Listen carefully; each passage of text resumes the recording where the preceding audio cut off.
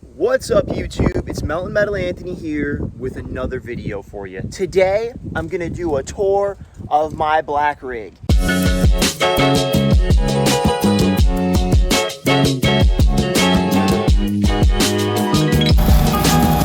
This here is a 2006 Dodge 3500 4x4, and yes, it has the 5.9 24 valve Cummins. This was my dream truck when I was a kid, and when I was about 22, I was able to achieve the dream of purchasing this truck. It's been long paid for, it's paid its dues over and over and over again, but I just keep running this thing. And recently, I re-outfitted it to make it another welding rig. Why? Because two guns is one gun, and you know I have Elkhart coal in the back, and that new welding rig that I haven't exactly dug into yet. I'm still waiting on some details and some finding out if I need a CDL and whatnot on that thing. But today we're going to show you how I've outfitted this truck. So I recently got this truck repainted probably like a year ago. And if you look closely, that's pollen, but there's actually gold flake. So I had this nice gold flake paint job, and then my truck got backed into, of course. So that kind of pissed me off, but it is what it is. The insurance company paid for it. I just haven't had a chance to take this thing and leave it at a body shop yet. All right, guys, so coming to the back of my truck, as you can see, I have like a pipeliner's bed. I'm clearly not a pipeliner. The reason I picked this bed up was because I got it for $1,000 on Craigslist. I mean, you can't beat that. My old bathtub bed was beat to hell, and it was hard to work out of. This is way easier to work out of, especially with the toolboxes. I have a lot of storage space in this thing. I can carry most of what I need to carry, and what doesn't fit in the truck's bed, I carry in the cab. Now, we'll come over here to my oxygen and acetylene rack. A lot of you guys might have noticed that. That thing is pretty unique because I hand-built it, me and my buddy Herminio. He did some of the stuff like roll the pipe and put these in here. I built the frame and the main cage, and then I just kind of built these holders here. He built some of that, but it was some of it I had to kind of redesign. So that was kind of a joint effort between me and my buddy Herminio. And this thing works out great. I don't have any issues with it.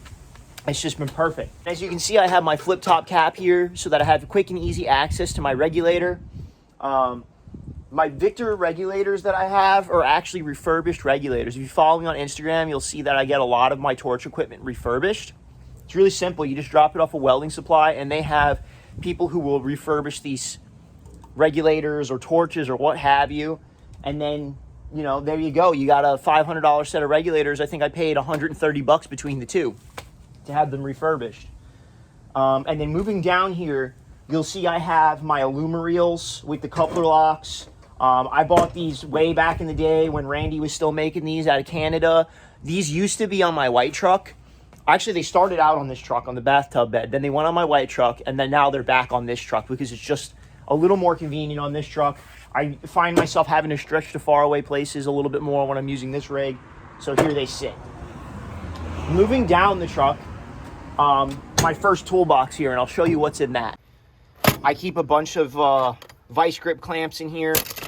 My hammers are in here, a little bit of spare metal because you never know when you're going to need a little piece of metal.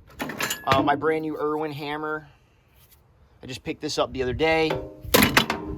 And then my measuring tools, you know, my basic measuring tools like my square, my measuring tape. I keep some fuses in here, kind of miscellaneous. This box is a little more miscellaneous than the rest of them. The rest of them are a little bit better organized than this one.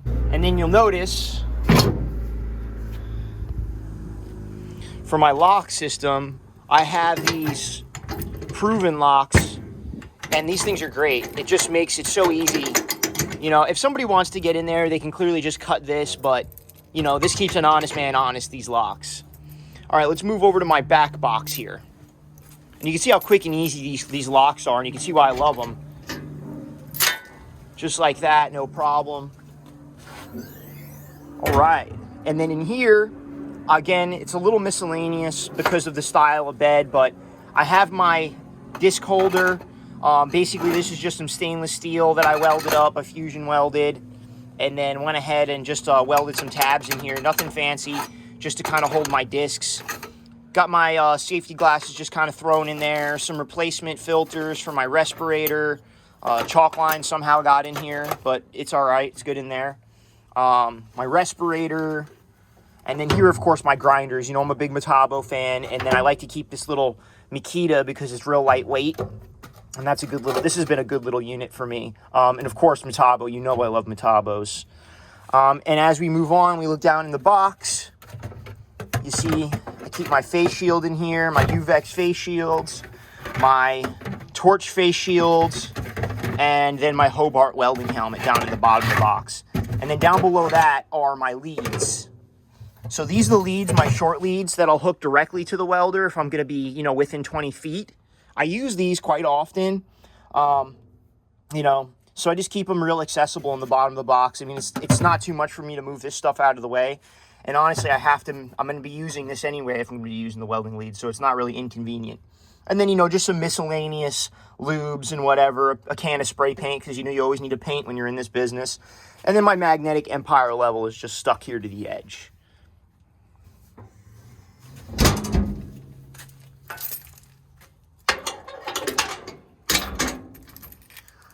All right, and then now for the exciting part here. I know you guys have seen this in a lot of my videos. This is my SAE 350 Lincoln welder. I love this machine. This thing has the steadiest arc of any stick welder I've ever used. It being a non-inverter machine and being a rheostat machine, it just makes it super easy to use this thing. I mean, it's hard for me to stick a rod with this machine compared to the 302 Trailblazer. But the 302 Trailblazer is just a little more versatile, you know, whereas this thing you can really only weld steel and stainless with it. You know, you can go ahead and, I mean, this thing is just, it's got the Deutz 3-cylinder. It fires right up. She idles down real beautiful like. It's really been a great machine so far. And then I like this because it's real mechanical. You just pull this lever here to shut her down, but you got to make sure she shuts all the way off. And then there you go. But yeah, you can switch your polarity from positive to negative just like that. You know, it always stays on positive for me. You can shut it off if you got idiots around you. And then here you got some real good adjustability with this. You know, you can, I mean, really the fine control on this machine is just insanity compared to any other machine I've seen. You know, I feel like you can get less than an amp's control out of this thing. And then of course, you know, your 220, your auxiliary power, all that nonsense. But yeah, that's the Lincoln SAE 350 that I keep on the back of this truck. Very heavy machine. I think this thing weighs about 2,500 pounds. All right, guys, moving to the other side of the truck. So over here, I keep my acetylene. I've got one of these quick, I don't know what you call this here, this cap. I know it's DOT approved, and it works here in the state of Florida. Never had any trouble with it. And then we have another Victor regulator. Again, I got this for free from a friend of mine, and then I went and I had it restored. This one has the hard hat. I wish I had the matching hard hat for the other side, but I don't. Eventually, I'm sure I'll buy it.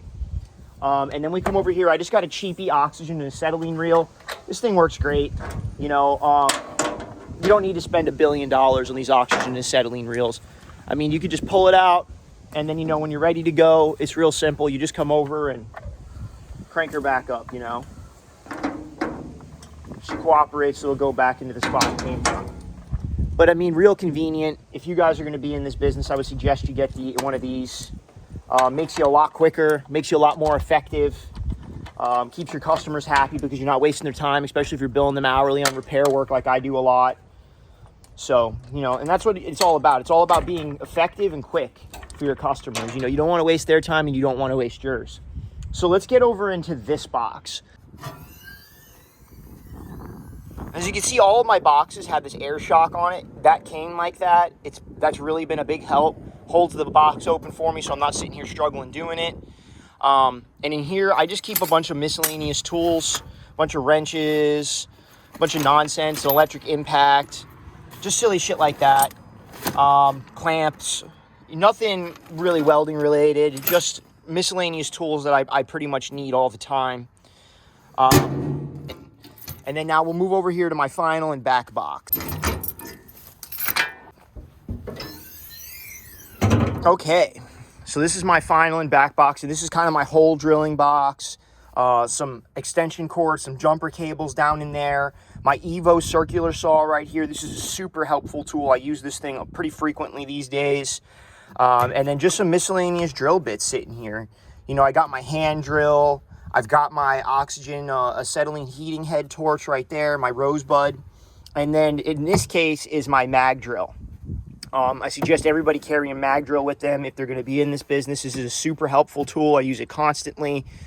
Another thing is my striker. I simply just clip it there with one of these Karens, and you know, it makes it real convenient. I don't have to look for it. I know where it is.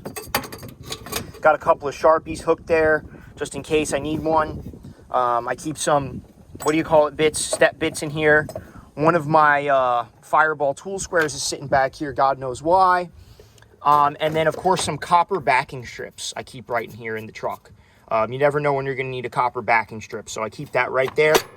And here is just torch accessories, a bunch of miscellaneous stuff, you know, tip cleaners, extra set of goggles if I need it, a couple of tips, nothing extreme, just a couple little things in there.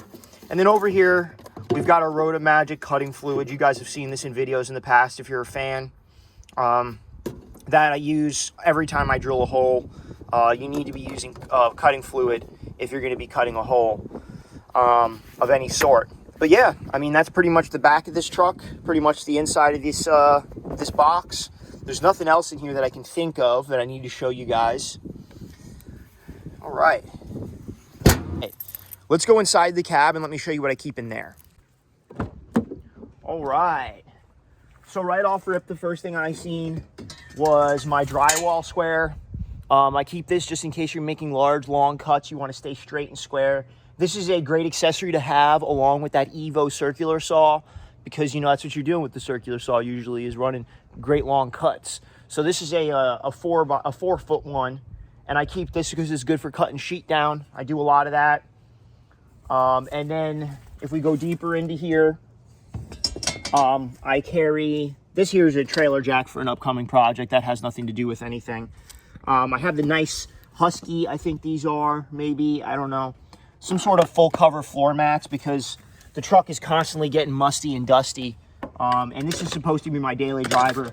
That turned into a work rig really quick, but, you know, if it ain't making me money, what's the point in having it? You know, I got a Harley for that, you know, for something just to ride around in or on. The light, here's the stand of my light. I got some extra face shields in here for my face shields. You know, you always want to keep a bunch of extra face shields on, a couple of extra welding lenses. But yeah, that's basically all I keep in the back of the truck. Some spray paint, you know, more miscellaneous tools, my welding jacket, obviously. But yeah, let's head over into the front of the truck on the passenger side, and I'll show you that real quick, and we'll talk a little bit about the interior. So here I just have some of my jackets and stuff. I mean, it's been cold lately here in Florida, so I keep those on me just in case. And again, Rugged Ridge is the name of the floor mats that I use. But again, I use these nice floor mats because I have carpet in the truck and I'm just trying to protect the interior. I really like this truck. It's like I said, was my dream truck when I was a kid. So, you know, I try to preserve this thing the best I can so that way, you know, it sticks around and I can have it for a lot of years. I just put a brand new transmission in this truck. Cost me about $6,000. It's got injectors. It's got everything that you can think that goes wrong in these 24 valves. The high pressure fuel pump, the lift pump I replaced with a FAS. Everything's been done. This truck's completely been gone over. The list of accessories on this thing is just a mile long. But that brings me to another thing, is these seats. These seats are actually out of a 2011, but I picked them up from a junkyard, the whole set, for $1,000. And they came with these cat skins, leather covers. So I wanted black leather in the truck, so that's what I went ahead and got. I had to do some adjustments to the truck in order to make it fit. I had to heat these panels up right here and push them in order to make the seat fit, because these seats are a little wider than the 2006 seats. But they fit a little bit better with my ass, and it makes the truck just a little bit more comfortable. So we're hauling a lot of weight. When you're hauling a lot of weight, you want to have drilled and slotted rotors. I picked these up off the internet. They weren't too expensive. I think it was like $800 for the set. Well worth it. But yeah, definitely smart to have these drilled and slotted rotors. This thing has saved me probably a couple of accidents by now. So that's just one of the accessories I've added to the truck. Another thing I added was this block heater. I went ahead and bought the plug, and it actually already had the heater and core inside the engine block. So all I had to do was get this plug and plug it into the core heater in the block. And then I have these aftermarket headlights. I think they're only like $300 for the set. I got these off of Amazon. I'll put the link in the description down below in case you got an 06 and you want to freshen up the look of it a little bit. It's got stock rims. I don't believe in putting fancy rims on shit. Everything else is pretty much stock besides the bed and whatnot. Here's what the driver's seat looks like. My wife was kind enough to sew this thing on here because I had a tore up steering wheel. So she went ahead and like kind of sewed this thing on for me. And this has been really great, this cover. It's worked out really well. It's held up really good. It's been on for about 1.5 years. I haven't had any snags, rips, or tears in it. So that's cool. That cleaned the truck up quite a bit. And again, the cat skin seats. Other than that, everything is pretty much just stock in here. I've had to replace this dashboard panel because it was cracked, but now I got a new one in, and as you can see, it's in good condition. The last piece of interior I need to fix is that pillar. So you can see it's got some ghetto-ass screws shoved into it, but that's okay. Other than that, there's really nothing special. And then on this side of the truck, I keep my Hobart welder. If you're going to be in this industry, I always suggest everybody carry one of these little MIG welders. I probably use this thing more than I use most of my equipment. A close second to the stick welder. But a small 110 MIG is necessary if you're in this industry. Just for those small fab projects, those small repair projects, this thing works great. Well, guys, I hope you enjoyed the tour of my daily driver rig. I built this thing because the other truck is a 5-speed. I was sick of pushing a clutch. And also, I just love a Cummins. When I was a little kid, this was the truck I wanted. I've said that like 3 or 4 times now, but it's exactly the reason I bought this thing, was because I just love the look of this truck. I love the Cummins power. It's been a great, reliable truck. It'll do well over 80, 90 miles per hour with no sweat off its brow, so it'll take me anywhere, do anything type of truck. One other upgrade I forgot to mention is it does have 5,500 leaf springs in the back. So it's got super heavy-duty leaf springs. It also has Bilstein shocks all the way around, as well as a Bilstein steering stabilizer. So I could go on for days about the list of upgrades and repairs and new parts that I put into this truck, but I don't want to bore you all to death. But anyway, there gives you kind of an idea of a look inside of a mobile welder's rig, or at least one of them. I always suggest if you're going to be in this game, at least have 2 rigs. And the reason is, especially if you're using used old stuff like I do, eventually they're going to break down, and you don't want to have any downtime in this game. At the very minimum, I would suggest that you have a trailer with an extra engine drive, extra oxygen and acetylene bottle on it, a gang box, so that way your whole operation isn't shut down just because your truck broke. I can't tell you how many times that happened to me when I was running just out of this rig, and I had a trailer that had a Hobart oxygen and acetylene with regulators. You guys have probably seen that I sold that machine earlier this year, or actually last year, because I really just didn't have a need for it anymore. I had 2 rigs, so, you know, 2 is better than 1, right? All right, guys, well, if you enjoyed the rig tour, like, subscribe, share. Check me out. Check my next videos out. I try to make 3 videos a week. I try to keep the content fresh for you guys. I'm doing my best out here.